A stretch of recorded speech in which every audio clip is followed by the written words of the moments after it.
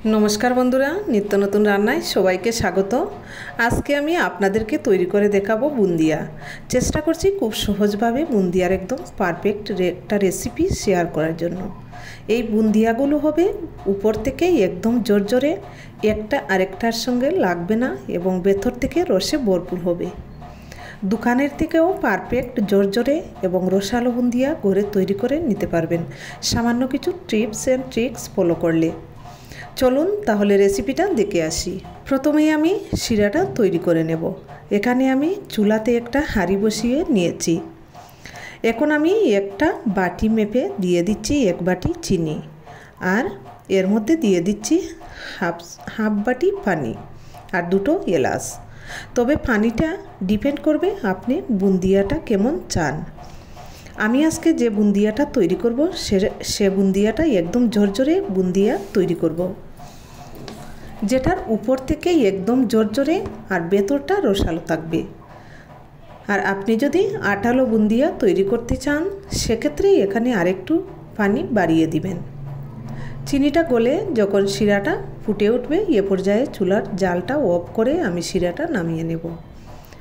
আমি এখানে যে পরিমাণ পানি দিয়েছি এতে করে একটা আটালো শিরা হবে।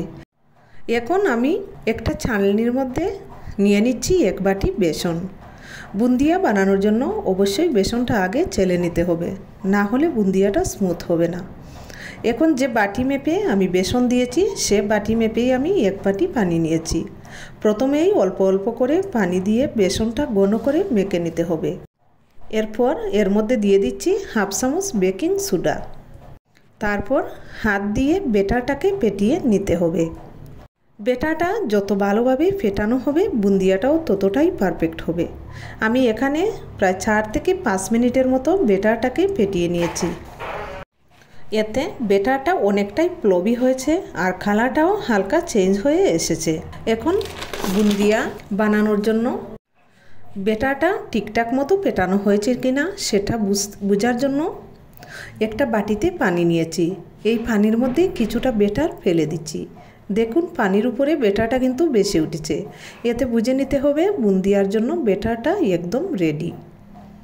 এখন বেটারটা যেহেতু অনেকটাই ঘন রয়েছে সেক্ষেত্রে আরও কিছু পানি মিশিয়ে একদম পারফেক্ট বুন্দিয়ার বেটার তৈরি করে নিতে হবে।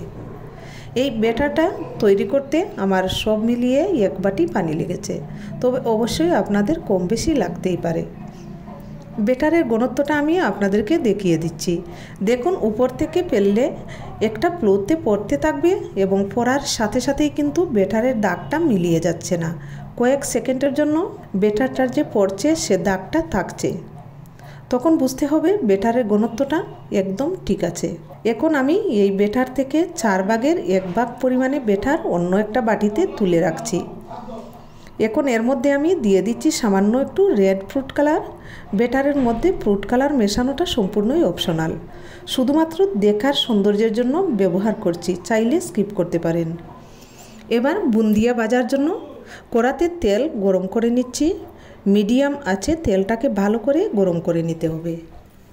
এখন আমি এই রকম ছিদ্রযুক্ত একটা চামচ ব্যবহার করছি বুন্দিয়া ভাজার জন্য। এই চামচগুলো তো কম বেশি সবার ঘরেই থাকে। এবার চামচের উপরে বেটারটা দেওয়ার পরে অটোমেটিকলি এগুলো দেখবেন তেলের উপরে বেশি উঠছে।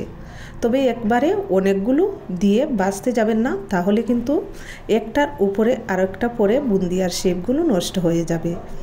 এবার মাঝারি আছে 1 মিনিট মতো এক ব্যাস বুন্দিয়া ভেজে নিতে হবে। অনেক বেশি সময় ধরে এগুলো ভাজতে হবে না, জাস্ট একটু মুচমুচে করে ভেজে তুলে নিতে হবে। আমি এখন সবগুলো বুন্দিয়া তুলে নিচ্ছি। সবগুলো বুন্দিয়া তুলে নেওয়ার পরে আমি আরও 1 ব্যাচ বুন্দিয়া ভেজে নেব।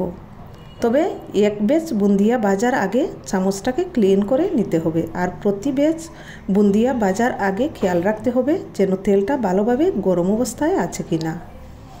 যদি হালকা গরম তেলের মধ্যে বুন্দিয়াগুলো ছাড়েন সেক্ষেত্রে কিন্তু বুন্দিয়াগুলো চেপটা হয়ে যাবে, এরকম গুলগুল হবে না। তো এইভাবে সবগুলো টিপস ফলো করে বুন্দিয়া ভেজে নিলে আপনার বুন্দিয়াগুলোও একদম পারফেক্ট তৈরি হবে। এভাবেই আমি সবগুলো বুন্দিয়া ভেজে নেব। সবগুলো বুন্দিয়া বেজে নেওয়ার পর গরম শিরার মধ্যে আমি বুন্দিয়াগুলো ছেড়ে দিচ্ছি। সবগুলো বুন্দিয়া দিয়ে হালকা হাতে এভাবে নেড়ে দিতে হবে। এখন এই বুন্দিয়ার উপরে 2 চামচের মতো ঘি ছড়িয়ে দিচ্ছি। এতে বুন্দিয়ার মধ্যে খুব সুন্দর একটা ফ্লেভার আসবে, একদম ঘিয়ে ভাজা বুন্দিয়ার মতোই লাগবে। এখন চুলাটা একদম লো ফ্লেমে রেখে 5 মিনিটের মতো বুন্দিয়াটা চুলার উপর বসিয়ে রাখবো।